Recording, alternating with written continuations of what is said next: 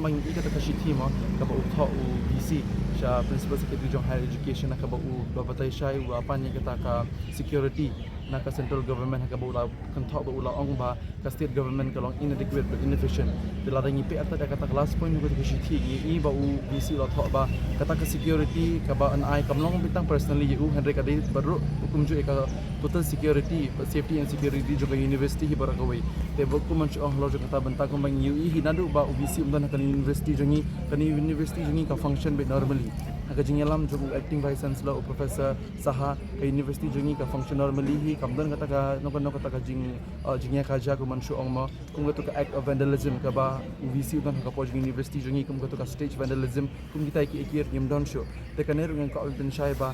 nakaliang ki jongi hilan ka singi bening kong ni ngim shem lap ki dan ngim shem penek ni kono ka bon ra ka unrest ka university jongi te ka bujing thok ba jong UVC ba ong ba kata ka security kam di tang personal jongu ka de whole social ba security social and welfare of the whole university ni sing kata de ege bar khoi ka ba UVC isu ko am chu kun thop pelum menchu drag lang ni gi khina ki nong hikai ki ni husu ki ni huta bertunjuk khamta me ka ki isu ka ba ula kum thok ula ong ba kidon kita ki migrants kidon kita ki bru ki ba de ki stranger ka university ki penting tu man show penong hi kuma PE ke jinglong jong university jongi ro na do ba UBC ulek nimdan kano ka jingka ja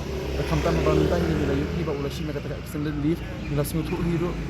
ba number 1 te kala dei ka pore ni bangim nom pen sarwan shu nim nom pen wei se ka por ni na puli bat mangi ro ni shima kan senjama ka bangi ni plino activity classes bangim penlong na exams ki pending assignments Kenai bateng ni ka sit protest kuno ni ginong Hakabidi bet ka demonstration hi kumbang ni laizang ki jingi ki tang hakawe ka sur bet ka jingdawa kata ka removal jong vice chancellor takat kum kana ka parliamentar ni ba vice chancellor upam khamsa remove what they can leave ka ba usim rekam di ka jing tha jong ministry ka di something ka ba uhi extend ka month ni phala di tene ka leng jongi ngin penlong ki classes kum ba julong to manadu por live je hadu san beje ni don beng ka demonstration kani ki jingi ki kani agitation jongi kadang continue beng but nim na me mantha ka beng pat yu hi re ka report lan ngi pat ira ka recommendation ka leng jong ministry ba ka dong ba kan remove ya u vice chancellor dan ni ka president ka ban tha yu ban remove ane khamtam ki ka ba ngi su thu ba kamla ban long ba mangi dang su anticipate ba UVC hi un design ka mon skim phadal de ban kong nong bangi iba ka kashi jung si ha ko ba good extend ye ki leave ka jung let's say kani ka ba pen lengo yangi ki semla pulih apa nak listing syak dengan bat minta ini dia ka si demonstration untuk mentah ke ka ba lengo kalong ba kam istri hi kam tha re u ban un kan lai ka live u tha de tho hi de ka kashi kani ka di ba u ya sai laj ya ka istri ba istri ro kam ka petrenya ya ka bor de ka ba ma u de wei nak di syak tho ba ka kadang ka inquiry yu tang ba ngai iba